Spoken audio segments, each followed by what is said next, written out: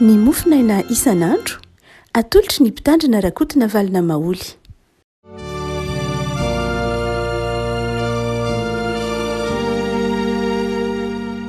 Miarahaba tsika revako malalatra ty alarobia fa 5 volana May ity.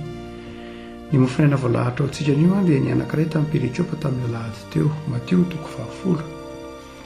mandiny 2:20 ka hatramin'ny 2:20. Matio 20 andiny 2:20 ka hatramin'ny 2:20. Aminaran'i Jesosy. Indro izaho maniraka anareo tahaka ny ondry eo ampovoan'ny ambody, koendre tahaka ny menarana ary mora tahaka ny voromailala. Ary nitandrema ianareo noho ny amin'ny olona, fa hatolony ho amin'ny sinidriona sy okapoiny eo amin'ny sinagogany ianareo, ary hoentiny eo anatrehan'ny mpanapaka sy ny mpanjaka ianareo noho ny amiko,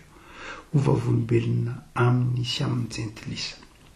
Fa raha manolotra anareo izy dia aza manany amin'izay fomba hiteny anareo, na izay ho lazainareo fa omena anareo amin'izany ora izany izay ho lazainareo.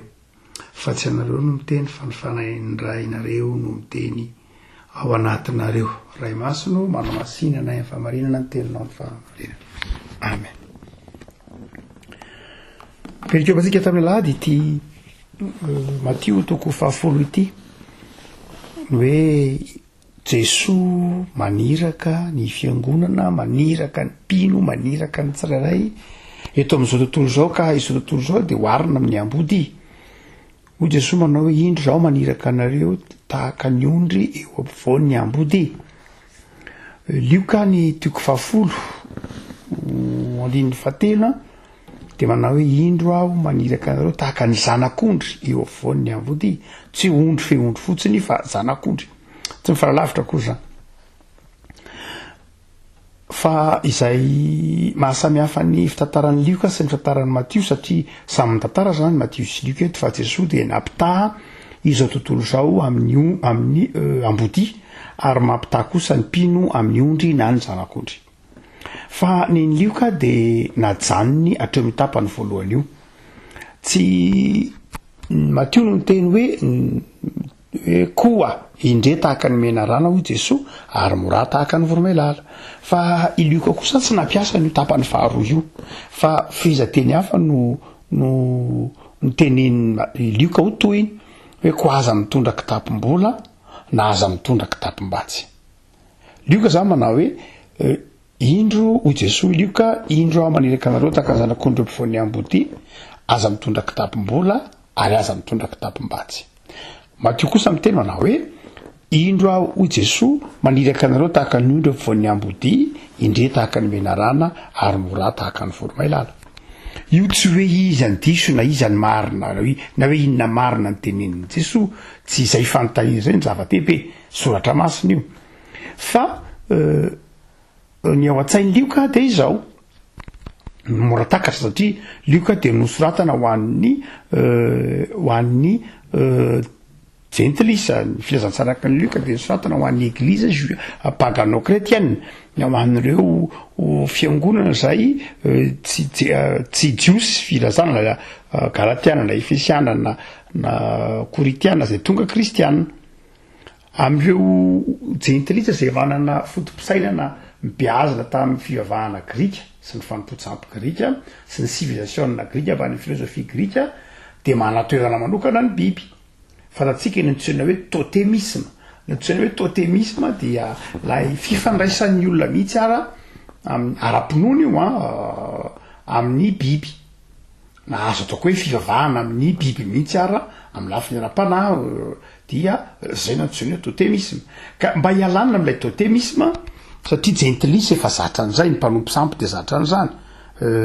To amin'ny kolotsaina tsy jiosy dia be dia be ny jentilisa nivavaka tamin'ny biby, tamin'ny zava-maniry, tamin'ny vorona, tamin'ny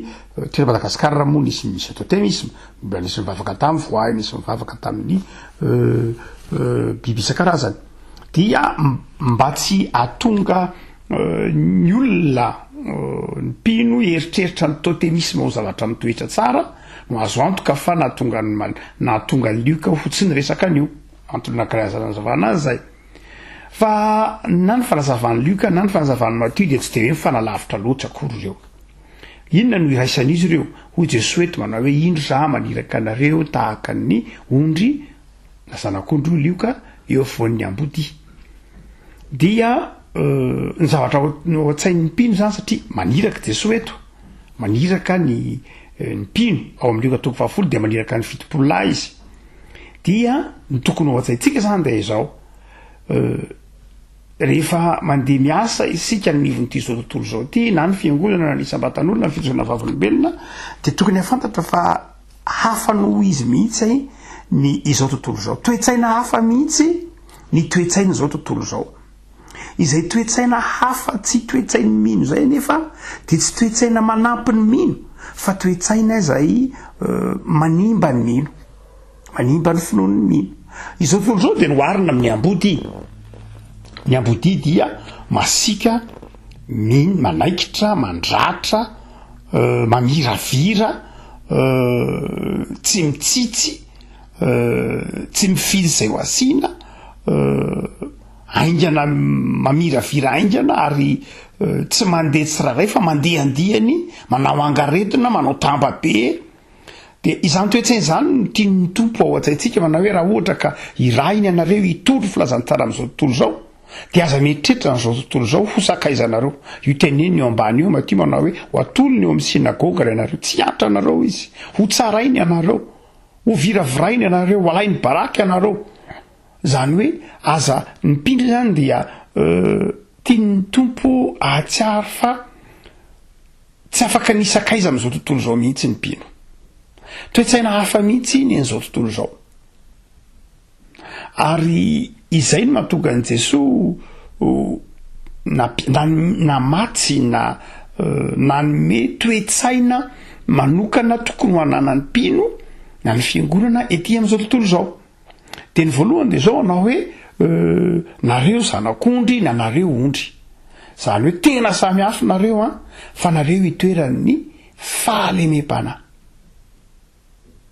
Ianareo dia itoeran'ny fahalemem-panahy ary io tenen'ny Luka manao hoe aza midodaka tambola kitapo-batsy ianareo tsy materialista. Zay ny dikany. Izao tontolo zao materialista. Ianareo tsy materialista. Raha ohatra ka makany amin'izao tontolo zao ianareo, izao tontolo zao dia hafa mihitsy ny toetsainy materialista izy. Dia izao mba mailo fa izao tontolo zao dia hitelona anareo tahaka ny fiteloman'ny ambodiny ondry. Hotsika manao hoe ny tiany Jesosy antsika dia toetsaina vonina, toetsaina mailo, toetsaina izay tsy mametraka ny fo ary tsy mampiasa ny fiadiana izao tontolo zao. Fiadiana izao tontolo zao ny kitapom-bola sy ny kitapom-batsy. Fiadiana izao tontolo zao ny fiankinana amin'ny vola sy amin'ny vatsy. Dia hoy Jesosy tsy zay fa raha ohatra ka irahina makany amin'izao tontolo zao anao ka ny fitaovam-piasana izao tontolo zao no ampiasainareo dia tsy maharesy ianareo izao tontolo zao. Afaka malala hoy Jesosy areto indre tahaka ny mena rana ary mora tahaka ny voromailala. Raha ohatra ka mahatsapy ianao dia amampino anao dia hitanao ny fahamarina ny tenin'Andriamanitra. Hitantsika fa izao tontolo zao dia tsy hoe malefaka fa tena rafitra sy fotom-pisainana mihitsy. Misy boky anankiray izay voatsela globalisation et marginalisation nosoratana karany izy ty sy européenne koa noratra azy amin'ny teny anglisy moa le izy fa natika globalisation and marginalisation nosoratany Olifemi Vaughan sy Margaret Wright. Dia manazava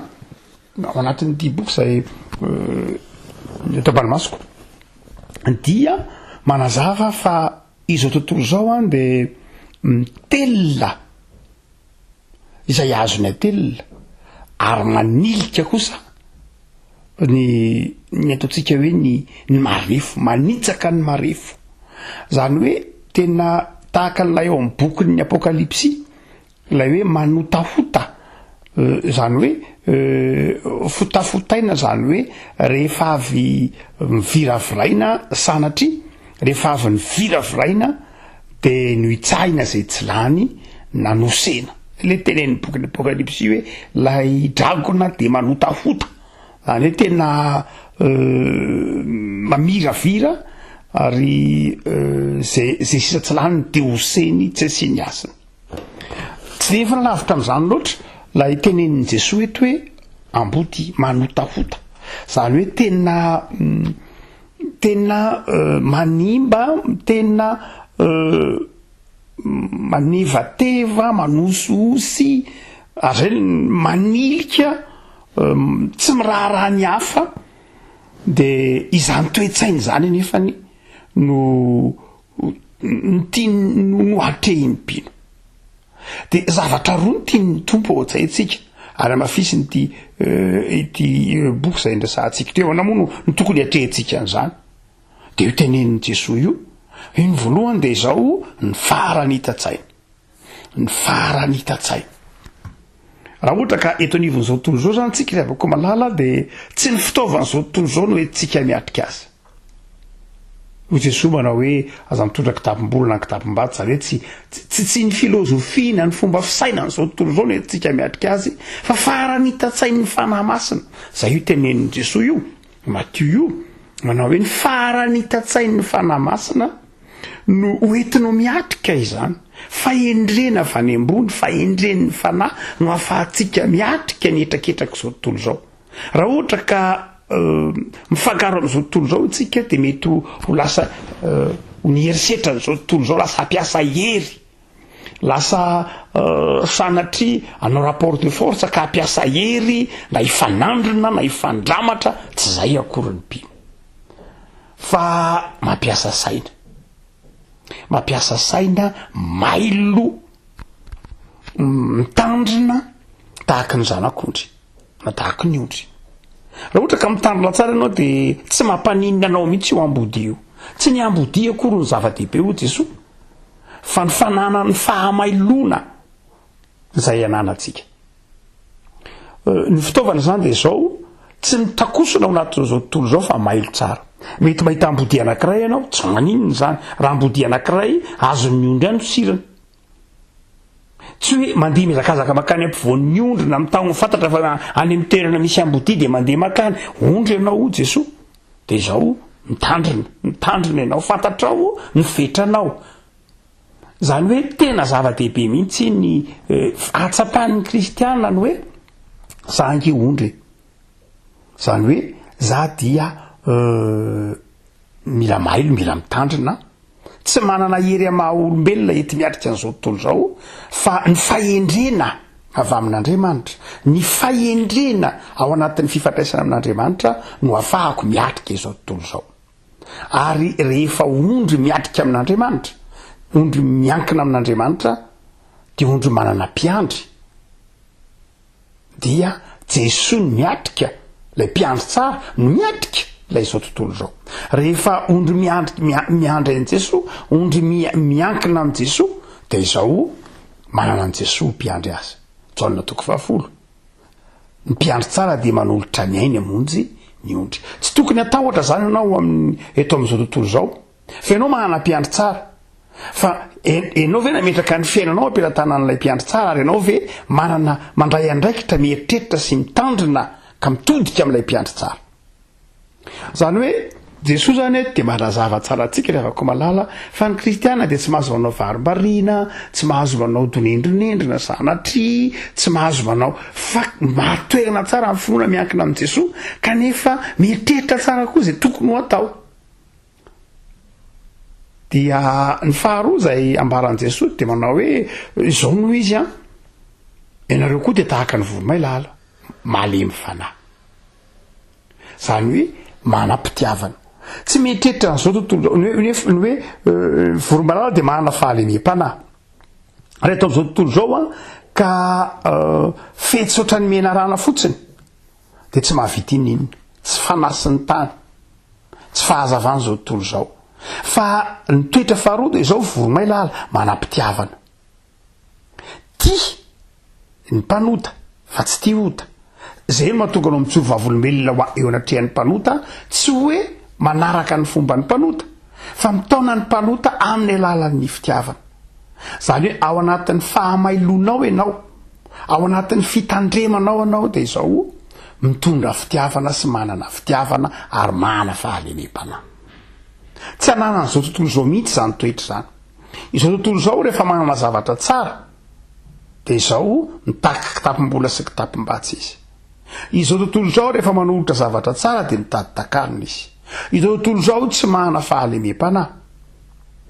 fa ianao de mahana fahalemem-panahy sy fitiavana io avako malala ny tokony ao tsaitsika zany de zao am'izao andro faran'izao de ny fiambenana sy ny fananana fitiavana sy fiambenana reo no dikany hoe aoka ho mailo tahaka ny mena rano ary ho tsotra sy mora tahaka ny voromailala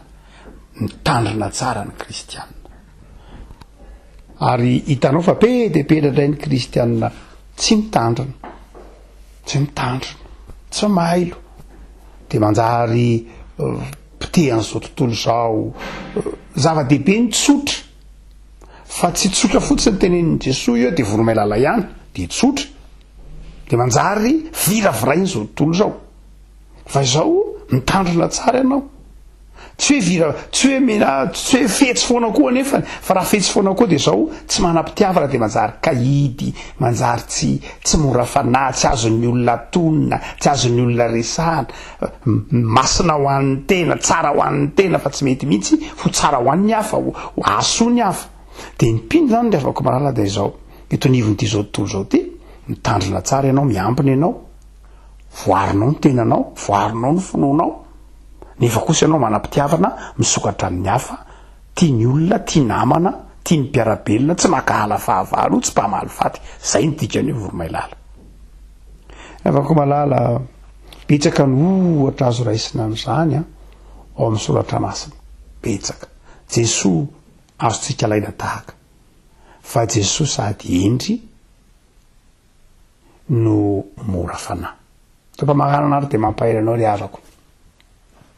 ny tsy anananao tahotra izao tontolo zao Jesosy de miteny manao hoe ondry eo foan'ny ambodina reo fa aza matahotra ny fanano anome anareo fahendrina zay ho lazainareo na dia ondry eo foan'ny ambodia tsika rehefa koa malala eto amin'ity zao tontolo zao ty de aza matahotra tsy ny ambodia ny jerenao fa raha ny ambodia ny jerenao de matahotra ianao fa lay mpiandry tsara ny jerenao lay mpiandry tsara zay mitondra tehina tenen'ny Davida salama telo ambiroapolo hoe tehinao sy mitsoraka azonao ireo ny mahafatahotra noho zany de aza nifiny ambodiana ny amarony ny ambodia ny jerenao fa Jesosy lay mpiandry tsara Jesosy lay eo akaikinao izay mitondra anao eo amoron-drano fialan-tsasatra mamelimbelona ny fanahinao mamelatra latabatra eo anoloany eo maso ny fahavalonao no zany mahereza aza matahotra ny fijona vavolombelona mitandrina manam-pitiavana ary miankina amin'ny Jesosy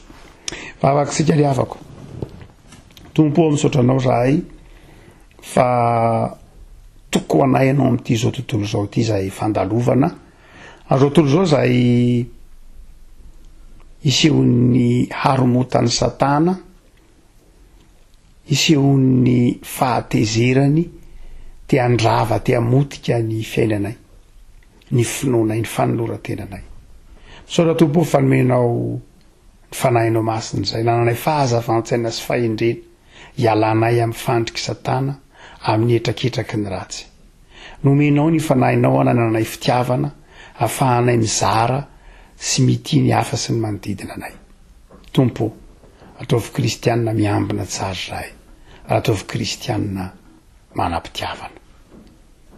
mamindrafo aminay am'izao fotoana iainana izao raha misalasala zay tsy mahatoky ny fitiavanao ka mikatona tsy de izara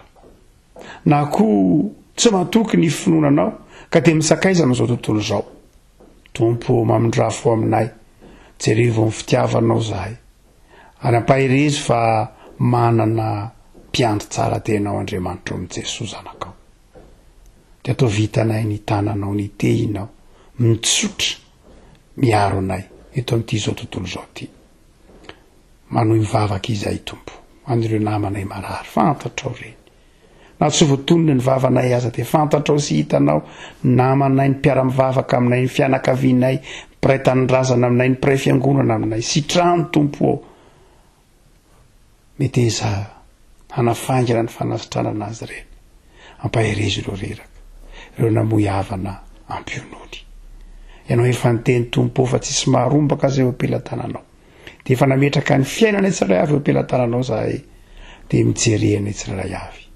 jereo koa ny mpianatra tompo jereo ny mpiasa jereo nisy tokantrano arovy amin'ny fahasahiranana maro isan-karazana izy reny de rizo ny fiadahana sy ny fifaliana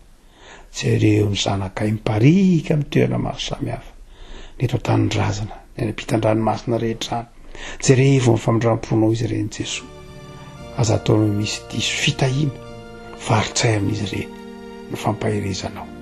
arovy amin'ny etraketraky ny ratsy fa ataovy feny fifaliana isan'andro misaotra Jesosy amen